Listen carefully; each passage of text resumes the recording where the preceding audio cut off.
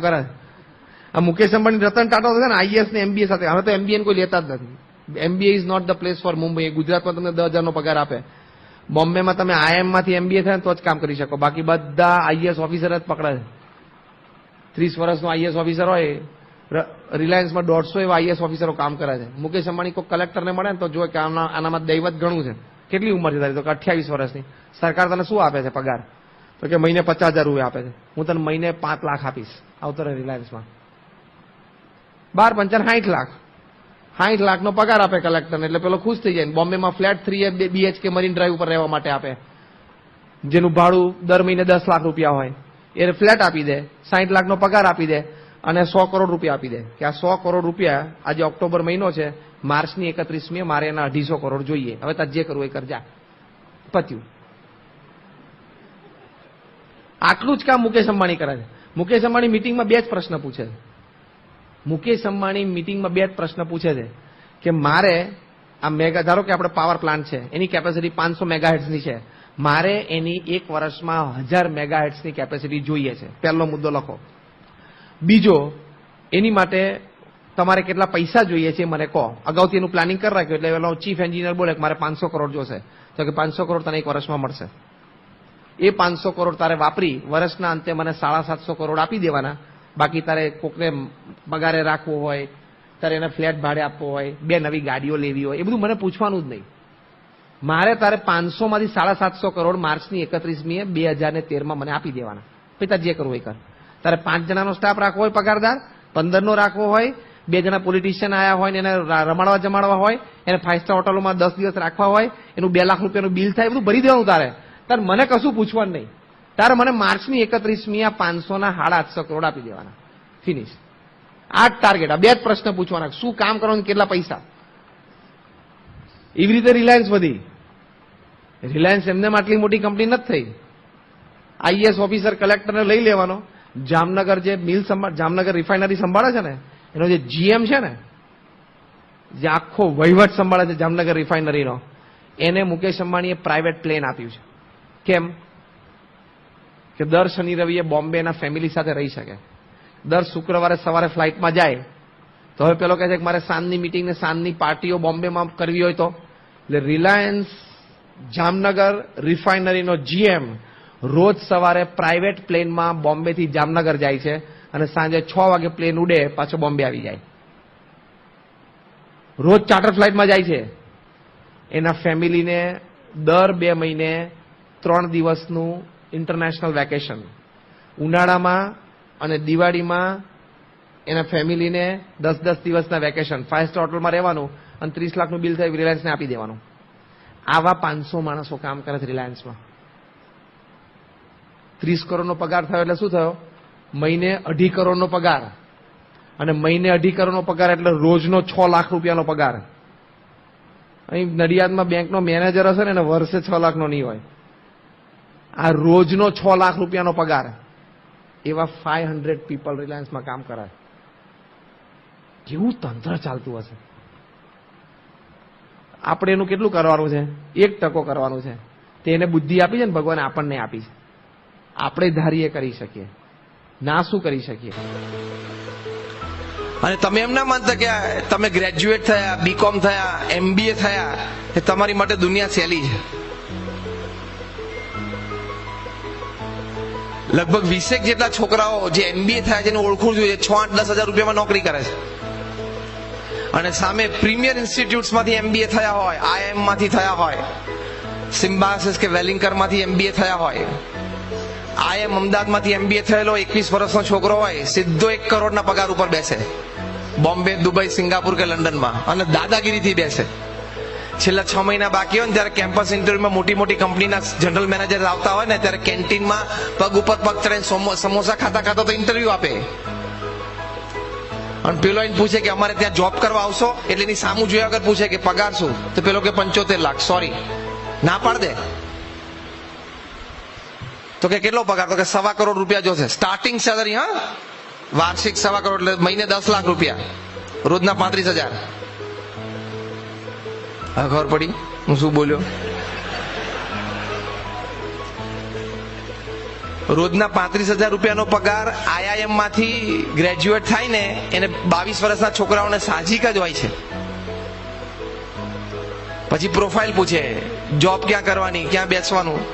પછી કે જોવું, હવે તમને કહું કે સાહેબ પણ ખાસ કહેજો હો અમને. પેલો કઈ જાય પાછો, સોની કંપનીમાંથી આવ્યો હોય, જાયન્ટ મલ્ટીનેશનલ કોર્પોરેશન માંથી આવ્યો હોય. પણ કે 1.25 કરોડ થોડો વધારે ઓછો કરો ને, તો કે ના 1.25 કરોડ જોશે. કે સાહેબ મને 75 લાખની મેં તમને ઓફર કરી. તો જનરલ મેનેજર છોકરાને કે મને 90 લાખ સુધીની મારા બોસે છૂટ આપી છે, પણ તમે અઠવાડિયું રાહ જો, હું તમને અઠવાડિયા સુધીમાં પાછો આવું, ત્યાં સુધી તમે કોઈને હા ના પાડી દેતા નોકરીની. અને આપણે બેઠા એને એક્ઝેક્ટ રિવર્સ હોય છે આનું, એક્ઝેક્ટ. ખબર પડી? એક્ઝેક્ટ રિવર્સ, આમ મિરર ઇફેક્ટ. કે આપણે 200 જણા લાઈનમાં ઉભા હોય, જો લાઈનમાં ઉભા રહેવું પડે. કારણ કે 2-4 કલાક રોજના ઇન્ટરનેટ સર્ફિંગમાં કાઢ્યા. જે ભણવાનું હતું, ભણવાની ઉંમર હતી તે વખતે ભણ્યા નહીં. તો કુટુંબ સુખી નથી થતું એનું કારણ એ પણ છે કે આપણી આવી આદતો. તમે જો સારો અભ્યાસ કરીને સારા તૈયાર થાઓ તો તમારા આખા કુટુંબને તમે કેટલા સુખી કરી શકો. તમારી પાસે અત્યારે સમય છે. શૈલેષે આ વાત થોડીક કરી હશે ભણતરની અને અભ્યાસની. શૈલેષ સખપરિયા તો બહુ જ સરસ રીતે આ બધા વિષયો ઉપર બહુ જ સુંદર વાત કરી શકે છે. બહુ નાનપણથી એમની ઉપર પ્રમુખ સ્વામી મહારાજના ખૂબ આશીર્વાદ છે, એટલે એમણે આ વાત કરી જશે. એટલે વિશેષ વાત હું કરતો નથી, પણ સુખી કુટુંબ કરવા માટે તમારે સારો અભ્યાસ કરવો પડશે. અને એ અભ્યાસની સાથે સાથે તમે સારી ગુણિયલ તૈયાર થાઓ તો તમારી કારકિર્દી ક્યાં પહોંચી જાય. અત્યારે તમે રખડી ખાવામાં મજા આવશે, બાઇક ઉપર ફરવામાં મજા આવશે, પાનના ગલે બેસવાની મજા આવશે, પછી સોસાયટીના નાકા ઉપર બેસવાની મજા આવશે, આખો દિવસ 2020 વન ડે ઇન્ટરનેશનલ જોવાની મજા આવશે, એની ચર્ચા કરવાની મજા આવશે. આ મફતિયું ઇન્ટરનેટ આવ્યું છે એનું 2-4 કલાક જોવાની મજા આવશે. પણ એ અત્યારે 5 વર્ષ મજા કરશો ને પછી આખી જિંદગી મજૂરી જ કરવાની છે. અને અત્યારે 5 વર્ષ આ બધું જ બાજુ પર મૂકીને જો સારું ભણશો તો શું તમારી કારકિર્દી થશે? તમે એવા લોકોને મળ્યા નથી ને, એટલે તમને આ વિઝન ખુલ્યું નથી. એટલે ખબર જ નથી હોતી મા બાપને. અત્યારે તમે બેઠા છો, તમને બજારના ઘણા બધા ભાવ ખબર હશે, તમારા પ્રોફેશનના અથવા તો શેર બજારમાં રોક્યા હશે એના ઘણા બધા ભાવ ખબર હશે, ઇન્સ્યોરન્સ પોલિસીના બધી સ્કીમ ને સિસ્ટમ ખબર હશે. પણ જો તમારો ઇન્ટરવ્યુ લેવામાં આવે, ટૂર્સ એન્ડ ટ્રાવેલ્સના પણ ઘણા બધા ભાવ ખબર હશે. કંઈથી સિક્કિમની ટૂર કાઢવી હોય અને 10 જણા હોય ને અઠવાડિયું રહેવું હોય તો શું, 1 શોટ 1 પેમેન્ટ. પણ હમણાં પૂછ્યું હોય કે તમારા સંતાનોના મેથ, સાયન્સ, ઇંગ્લિશના માર્ક્સ કેટલા છે એ તમે બોલો તો. એવું જો તમને પૂછ્યું હોય તો બોલો તમે 100% ફેલ થાવ કે ના થાવ? ખેલદિલીપૂર્વક હા પાડતો યાર. 100% તમે ફેલ થાવ. તો એ સમય આપીને સંસ્કારિત આપણે કરવા જ પડે. That is our responsibility. આપણી જોબ છે, એ આપણે નક્કી કરવાનું છે. તો પહેલી વાત આ છે. બીજી વાત એ છે ઇનક્રેડિબલ લાઈફ માટે કે હંમેશા જીવનમાં ક્રિએટિવ, પ્રામાણિક પુરુષાર્થ કરો. તમે જે પણ વ્યવસાયમાં હોઈએ અને તમે ક્રિએટિવિટી લાવો, તમે પુરુષાર્થ કરો, તો તમે તમારું જીવન અને તમારા પરિવારનું જીવન અને ઘણા બધા સાથી મિત્રોને પણ તમે આગળ લાવી શકો. બધાને એક ઇનક્રેડિબલ લાઈફ તમે આપી શકો. ભગવાને બધાને ક્રિએટિવિટી આપી છે. શું સ્ટાર્ટઅપ છે. Bangalore is the startup capital of the world.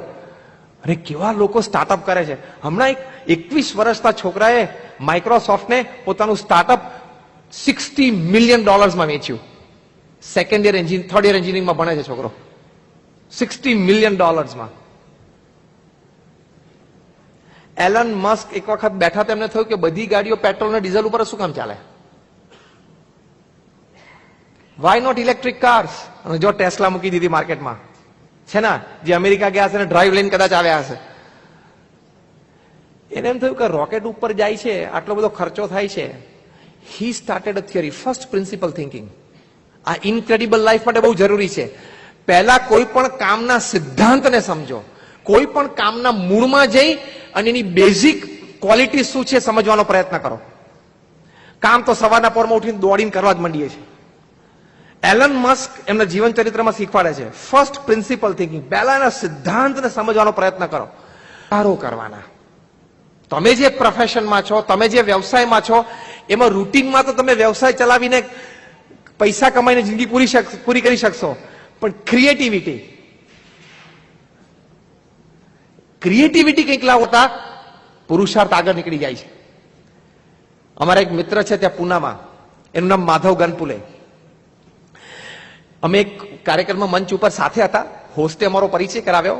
V got into good frequency. પછી અમે મિત્રો થઈ ગયા, we have a good exchange, અને દર રવિવારે અમે એક મેસેજ એક્સચેન્જ કરીએ. બહુ બુદ્ધિશાળી માણસ, ભારતના એકમાત્ર વ્યક્તિ જે CA, CS અને MBA તરીકે ગોલ્ડ મેડાલિસ્ટ છે. એક સાઉથ ઇસ્ટ હેડ છે એક મલ્ટીનેશનલ કોર્પોરેશનના, અમેરિકન કંપની છે. 2008માં અમે મળ્યા ત્યારે મેં પૂછ્યું કે Madhav, if you don't mind, કોઈ વખત યુવાનોને પ્રેરણા આપવા માટે મારે વાત કરવી હોય તો can you tell me your salary?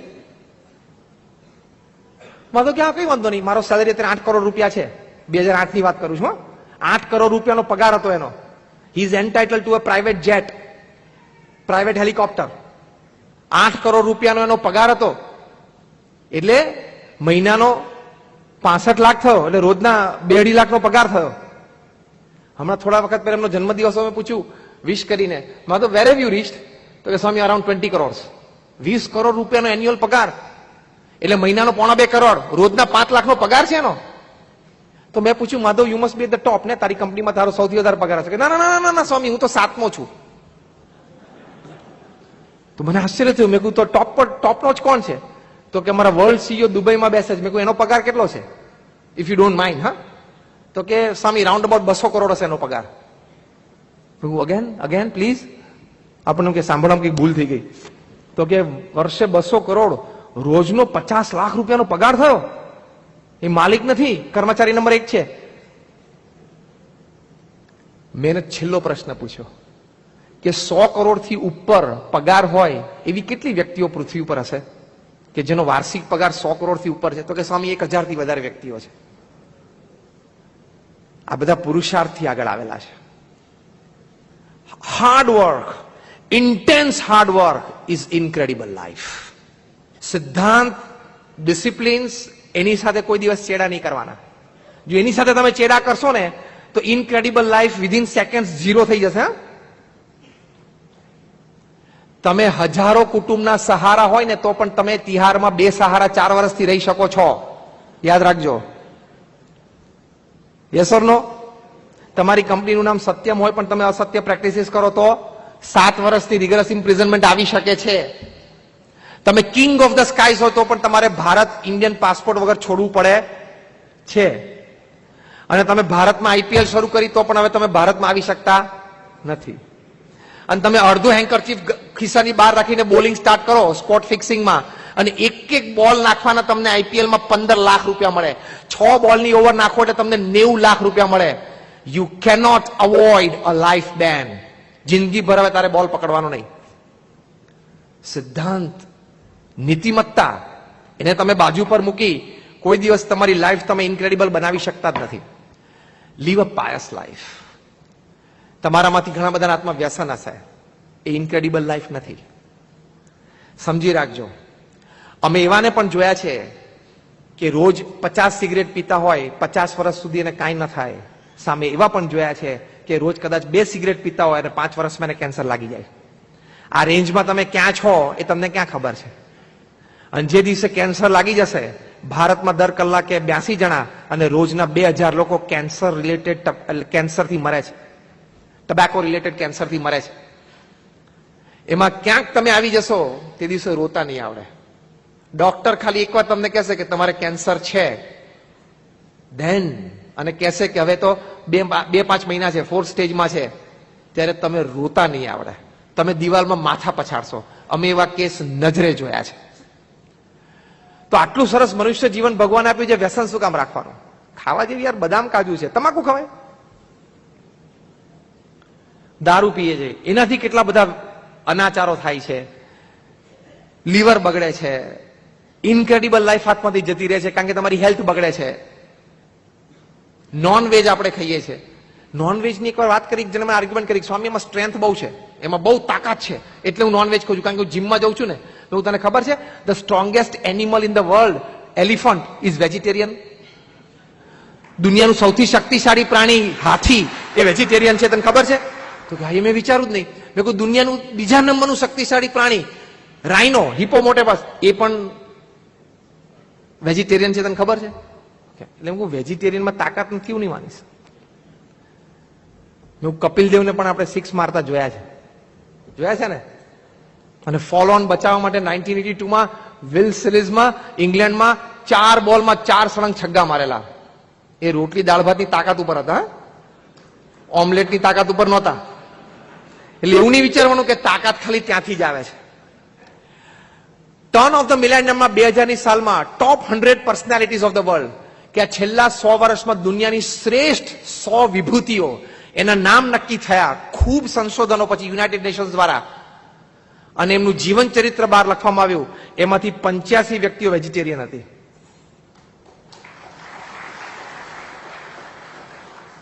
એટલે આ બધી આપણી ઘણી બધી ગેરસમજો છે. એક જણા એવી આર્ગ્યુમેન્ટ કરેલી કે સ્વામી નોનવેજ નાખીએ તો અડધા લોકો આમે અત્યારે ભૂખા મરે છે, નોનવેજ નાખીએ તો પોણા ભાગના ભૂખ્યા મરે.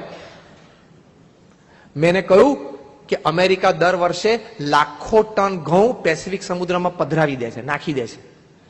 કેલિફોર્નિયા સ્ટેટના ખેડૂતોને અમેરિકન સરકાર પગાર પૈસા આપે છે, તું મહેરબાની કરીને આ વખતે કઈ ઉગાડતો નહીં, તું ઉગાડે તને કેટલા પૈસા મળે? તો કે આટલા, લઈ લે, કારણ કે તું ઉગાડીશ તો અમે વ્યવસ્થા નહીં કરી શકીએ. તમને ખબર છે કે યુરોપિયન કન્ટ્રીઝમાં હજારો લીટર દૂધ ગટરમાં રોજ જાય છે, નળ જ ખુલ્લો હોય, જતું જ રહે, વ્યવસ્થા નથી કરી શકતા. એટલે ભગવાને તો ઇનફ રિસોર્સિસ પૃથ્વી ઉપર મૂકેલા છે, આપણે મનુષ્યો વચ્ચે મેનેજર તરીકે બરોબર મેનેજ નથી કરી શકતા ને, એ આપણી ખોટ છે.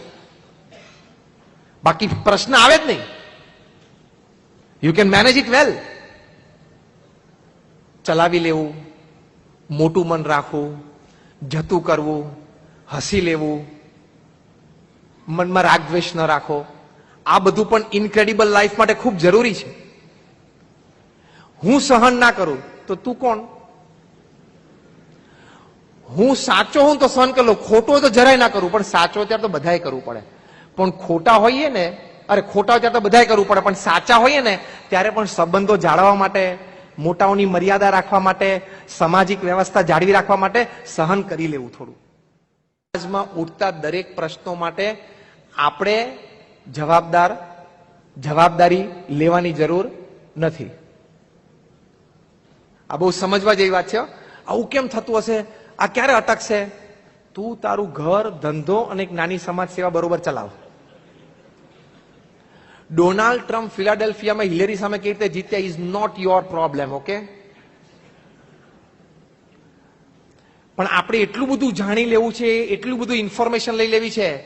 સમજી રાખજો, what is sugar to a diabetic patient is loads of information two human mind. 10 મિનિટથી વધારે છાપું વાંચે ને પૃથ્વી ઉપર મૂર્ખ નંબર 1. બહુ માહિતી મેળવીને તમે અપેક્ષા રાખો છો કે રાતે 10 વાગે કદાચ નરેન્દ્રભાઈનો દિલ્હીથી ફોન આવે ને જોઈન્ટ પાર્લામેન્ટરી કમિટી ગોઠવાની મને મેમ્બરશીપ આપે. તું સુરતમાં રહે ને ભાઈ, બરોબર છું. ઇનક્રેડિબલ લાઈફ માટે this is a issue. Restrict your self when it comes to information and when it comes to expression. Restricted રહો, એ ખૂબ જરૂરી છે. પેલો કે 2G 3G વિશે મેં ઘણું બધું જાણ્યું છે. તારા ઘરમાં જે 2G છે ને એનું તું જાણ બરોબર. 2G 3G ને 4G ને બસ સ્પેક્ટ્રમ ને એના કૌભાંડો વિશે તારે બહુ જાણવાની જરૂર નથી. તો એ વિચારધારાઓ અમુક શાસ્ત્રોક્ત આપણે દ્રઢ કરવી જોઈએ. એક ઇનોવેટિવ, જે હું જયારે કોર્પોરેટ સેમિનાર્સ લઉં ત્યારે હું એક વાત, એક વિચાર, એક ક્રિએટિવ વિચાર આ સમજણની દ્રષ્ટિએ કહું છું, તમારી સાથે શેર કરું કે લાઈફ ઇઝ અ 60 + 20 + 10 + 10 પ્રિન્સિપલ. 60 + 20 + 10 + 10 આ જીવન છે. એટલે શું? કામની દ્રષ્ટિએ તમે જુઓ તો 60% કામ તમારા પ્રમાણે ચાલશે, બીજા 20%માં તમારે ખૂબ એનર્જી, મની, રિસોર્સિસ પમ્પિંગ કરશો ને ત્યારે માંડ પતશે. ત્રીજા 10% કામ બગડશે જ, એક્સેપ્ટ કરવાનું, સ્વીકારવાનું. એટલે શું? ટેન્શનમાં ના આવી જઈએ. 10% તમે આદરેલા કામ બગાડવા માટે સર્જાયા છે, એક્સેપ્ટ ઇટ. અને છેલ્લા 10% કામ તમને અબજશ અપાવવા માટે અને મોટી ખોટ લાવવા માટે જ આવે છે. હવે તમે તમારા લાઈફનું એનાલિસિસ કરો. Am I right or wrong? Simple. એવી રીતે સંબંધોમાં પણ છે. તમે જીવનમાં શરૂ કરેલા સંબંધો, મિત્ર ભાવ હોય, પાડોશી હોય, પરિવારમાં હોય, એમાંથી 60% સંબંધો આજીવન બહુ સરસ ચાલશે. બીજા 20% સંબંધોમાં તમારે એનર્જી, મની, રિસોર્સિસ બહુ પમ્પિંગ કરશો ને ત્યારે ફ્રેન્ડશિપ ટકી રહેશે. ત્રીજા 10% સંબંધો એવા છે જે બગડવા માટે જ સર્જાયા છે, ભલે પછી 5 વર્ષ જૂના હોય કે 20 વર્ષ જૂના હોય. It is a fact of life. બોલો હા કે ના? અને છેલ્લા 10% સંબંધો છે ને એ તમને નામોશી આપવા માટે અને દુશ્મનાવટમાં પરિવર્તિત થવા માટે સર્જાય છે. સિમ્પલ. તો 60+20+10+10 ઇઝ ધી રેશિયો. કોઈક તમારી સાથે સંબંધ બગાડી કાઢે તો એ સંબંધને સુધારવા માટે over a span of 6 months, દર 2 મહિને એક પ્રયત્ન કરવો. 3 પ્રયત્ન પછી 6 મહિના પછી સંબંધ સુધરે નહીં તો પ્રેમથી એને ગુડ બાય કેવું, wish him good luck, prayers for you, મોઢું ફેરવી અને અગત્યનું કામ ભૂલવાનું નહીં કે મોબાઈલમાંથી એનો નંબર ડિલીટ કરી નાખવાનો. શું ટેન્શન ના રહે. આ ઇનક્રેડિબલ લાઈફ માટે એક બહુ જ સરસ પુસ્તક રશિયાના એક ઓથર રોન કુર્તુસે લખ્યું છે. The title of the book is 5 Champion Questions. એ પુસ્તક લખ્યું છે. તમે રોજ રાત્રે સુવા જાઓ એ પહેલા તમારી જાતને આ 5 પ્રશ્ન પૂછવાના. It was a New York Times best sellers લિસ્ટમાં ટોપ પર હતું 64 અઠવાડિયા સુધી, which is a world record. આ પુસ્તક મને લખ્યું છે કે પહેલો પ્રશ્ન તમારે જાતને પૂછવાનો કે વોટ એમ આઈ ગ્રેટફુલ ટુ, કે આજે હું ક્યાં ક્યાં ઋણી છું, મારે કોનું કોનું ઋણ ઉતારવાનું હતું આજે. તો તમે ઓફિસમાં જઈને સારી એક સક્સેસફુલ મીટિંગ કરી, એમાં તમારો ડ્રાઈવરનો રોલ ખરો? Do you believe? તમારા લોન્ડ્રી વાળા માણસનો રોલ ખરો? યસ કે નો? તો every person who has played a small role in your day success, એનો આભાર માનવાનો. આ ઇનક્રેડિબલ લાઈફ. બીજું લખ્યું છે where did I do a good job today, મેં આજે એક નાનું સારું કામ ક્યાં કર્યું, એ બીજો પ્રશ્ન પૂછવાનો. ત્રીજો પ્રશ્ન વેર ડીડ આઈ હેલ્પ સમબડી, મેં કદાચ આજે કોકને અથવા કોઈ કોઝ, કોઈ પ્રિન્સિપલ, કોઈ સેવા, એમાં હું મદદરૂપ થયો. ચોથો પ્રશ્ન પૂછવાનો what did I learn today, હું આજે શું શીખ્યો, હું આજે શું શીખ્યો, એક નવી સારી વાત શીખ્યો, કોઈનું વર્તન જોઈને, કઈ સારી વાત વાંચીને, કઈ સારી વાત સાંભળીને. અને પાંચમો પ્રશ્ન પૂછવાનો how did I take care of myself, physically, mentally, emotionally મેં મારી જાતની કેવી રીતે સંભાળ રાખી. આ 5 પ્રશ્ન રોજ પૂછવાના, તો that will be a grateful life. આ પુસ્તકમાં શીખવાડે છે જીવનમાં જે કંઈ બને ને એમાં પહેલા થેન્ક યુ જ બોલવાનું. આપણે પહેલા શું બોલીએ છીએ? હાથમાંથી ખાલી કપ રકાબી છૂટે ને મરી ગયા થાય છે કે નહીં? પેન હાથમાંથી મરી ગયા, દિવસમાં 5-7 વખત એમને મરે. હા, ઓથર શીખવાડે છે વોટ એવર હેપન્સ પહેલા થેન્ક યુ કહેવાનું. પગમાં ફ્રેક્ચર થયું, થેન્ક યુ ગોડ. કારનો એક્સિડન્ટ થયો, thank you God. The thank you theory. Thank you theory છે ને એ ઇનક્રેડિબલ લાઈફ છે. જે કંઈ થાય ને ભગવાન તમારો આભાર, કારણ કે જે ફ્રેક્ચર થયું અને તે ફ્લાઇટમાં બીજે દિવસે ના જઈ શક્યો, એ ફ્લાઇટ કદાચ ક્રેશ થવાની પણ હોય, એવા પ્રસંગો બનેલા છે. તો થેન્ક યુ થિયરી રાખવાની. Everything is thank you. કોઈ ડીલ તમારી ના થઈ ને તેનાથી સારી ડીલ કદાચ ભવિષ્યમાં થવાની હશે. Give a thank you. એટલા માટે કે છેલ્લી એક સુંદર લાઈન લખે છે you are thankful for everything that happened in your life or is happening or will happen.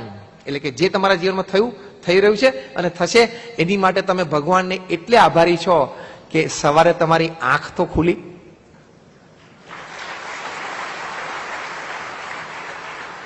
કેટલાની નથી ખુલતી? હા, સવારે આંખ ખુલીને that is the biggest gift. ભગવાનની મોટા મોટી આપણને ભેટ આ છે કે મારી આંખ સવારે ખુલી. બસ આંખ ખુલી ને તો બાકી ઘણું બધું થશે. તો thank you theory starts from here. If your eyes get open in the morning, you are thankful to God. That is incredible life. એક અદ્ભુત જીવન છે. એટલે કાલ સવારે પહેલો પ્રયોગ, આંખ ખુલે એટલે પહેલું શું બોલવાનું? ભગવાન આભાર. આંખ ખોલી પછી બધું થઈ શકે દિવસમાં, અને ઘણું બધું થાય. તો આવી રીતે એક ઇનક્રેડિબલ લાઈફ આપણે જીવી શકીએ છીએ. ઇન શોર્ટ, ઉત્તમ સમાજ સેવા, શુદ્ધ ચારિત્ર એટલે કે પવિત્ર જીવન, જીવનમાં સ્થિરતા, ધીરતા, ગંભીરતા, ભગવાન પ્રત્યેની અડગ શ્રદ્ધા અને ભગવાન સંબંધી આનંદ, અને જીવનમાં 90 વર્ષે ડેથબેડ ઉપર છાતી ઉપર હાથ મૂકીને બોલીએ કે yes I lived my life, that is called incredible life.